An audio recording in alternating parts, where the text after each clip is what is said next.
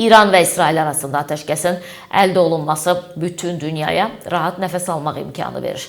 Biz 3-cü Dünya müharibəsinə səbəb ola biləcək böyük bir bəladan az da olsa uzaqlaşa bildik. Müharibə bizim sərhədlərimizə yaxın getdiyindən ölkəmiz üçün təhlükə daha real idi.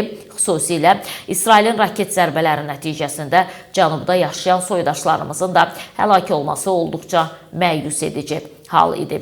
Mütəllim Rəhimli Birləşmiş Ştatların vasitəçiliyi ilə əldə olunan atəşkəsi təqdir olunmalı olduğunu bildirib, ancaq nə İsrail, nə də İran apardıqları müharibə nəticəsində istəklərinə nail ola bildilər.